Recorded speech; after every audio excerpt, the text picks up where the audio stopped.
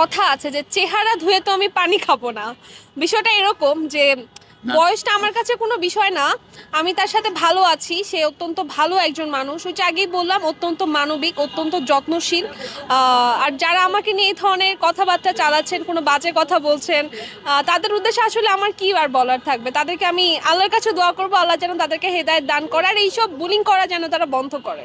তাকে নিয়ে সুখে আছি, ভালো আছি, তার প্রতি আমার সম্পূর্ণ আস্থা এবং বিশ্বাস রয়েছে। ওই যে অনেকে বলে সে চলে যাবে, তা আমি বললাম দেখেন, সে যদি চলে যায় তো আমি আর বেঁধে রাখতে পারবো না।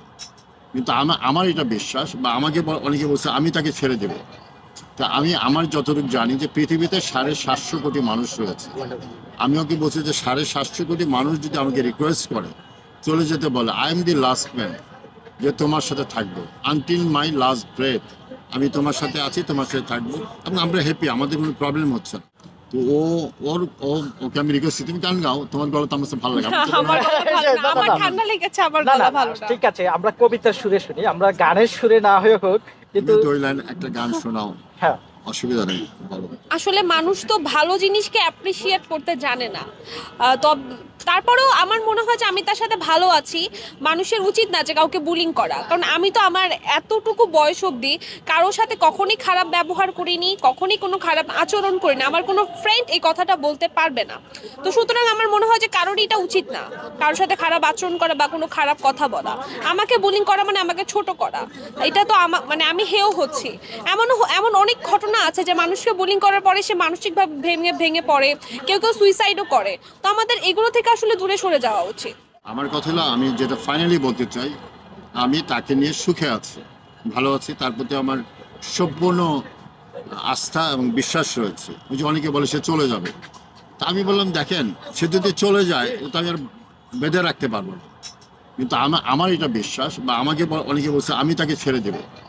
তা আমি আমার যতটুকু জানি যে পৃথিবীতে 750 কোটি মানুষ রয়েছে। আমি ওকে বলছি যে 750 কোটি মানুষ যদি আমাকে রিকোয়েস্ট করে চলে যেতে বলে, I am the last man, যে তোমার সাথে থাকবো আনটিল মাই লাস্ট ব্রেথ, আমি তোমার সাথে আছি, তোমার সাথে থাকবো, এবং আমরা হ্যাপি, আমাদের কোনো প্রবলেম হচ্ছে। ধরেন আমি মিডিয়ার তো অনেক কিছু আমি দেখি, তা আমি দেখছি যারা খুবই শিক্ষিত সচেতন তারা এটাকে সাধুবাদ জানিয়েছে, তারা রিকোয়েস্ট করেছে এটা নিয়ে আলোচনা সমালোচনা না করার জন্য। এটাকে মানে এটা শুভকামনা করেছে।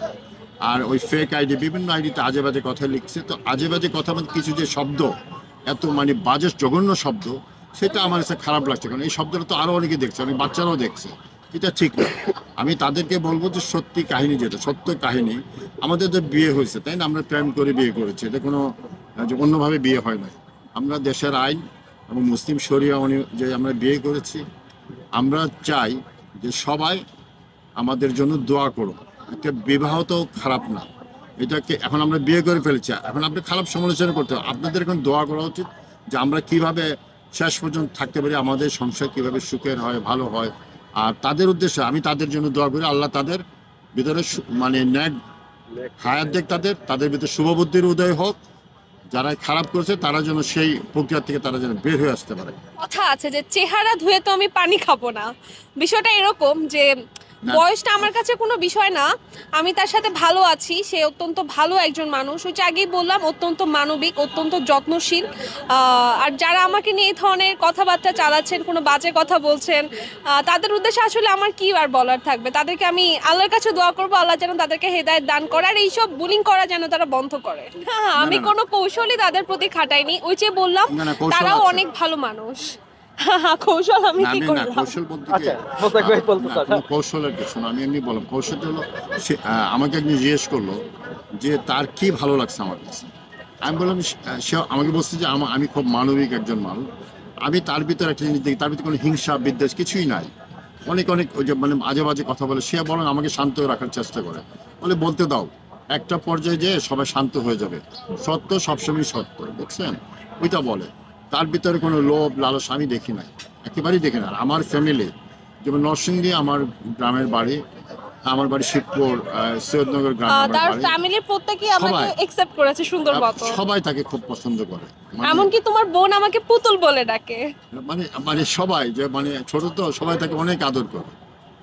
মানে আমার ফ্যামিলিতে তাকে একদম মানে কি বলবো, একদম যাদের মা হিসাবে মায়ের ভূমিকা রাখছে, কেউ বাবার ভূমিকা রাখছে, কেউ বোনের ভূমিকা রাখছে, কেউ ভাইয়ের ভূমিকা রাখছে, ঠিক ওইভাবেই তাকে দেখছে সব। সম্পর্কে তো আমরা মা মেয়ে, কিন্তু আমরা আসলে বন্ধু।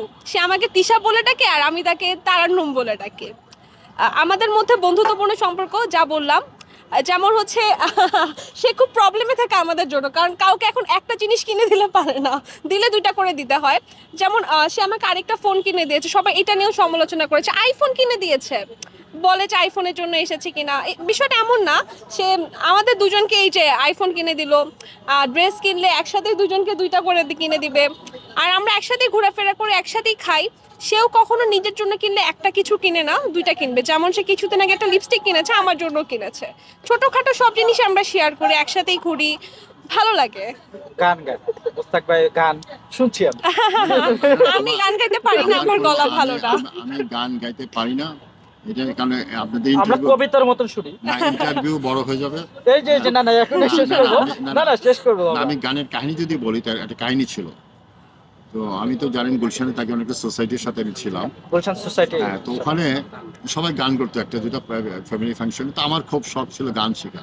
আচ্ছা আমি একটা টিচারও রেখেছিলাম, কিন্তু টিচার 2 দিনে পালিয়ে গেছে। তা আমাকে দিয়ে মানে গান হবে না, অন্য সবকিছু। তো উনি বলছে আপনি তো এমনি মানুষ চিনেন, আপনি তো মোটামুটি সেলিব্রিটি টাইপের মানুষ, আপনার গান দরকার নেই। তবে আমি গান করি কোনটা ধরেন, আমার মেয়ে গান করে, আমি তার সাথে একটু তাল মিলাই। হ্যাঁ, তো ওকে আমি রিকোয়েস্ট, তুমি গান গাও, তোমার গলা তো আমার কাছে ভালো লাগে। আমার গলা ভালো না, আমার ঠান্ডা লেগেছে, আমার না গলা না ভালো না। ঠিক আছে, আমরা কবিতার সুরে শুনি, আমরা গানের সুরে না হয়ে হোক, কিন্তু 2 লাইন একটা গান শোনাও, হ্যাঁ অসুবিধা নেই, বলো কোনটা বলবা সেটা। না না না জাস্ট ফান। না না জাস্ট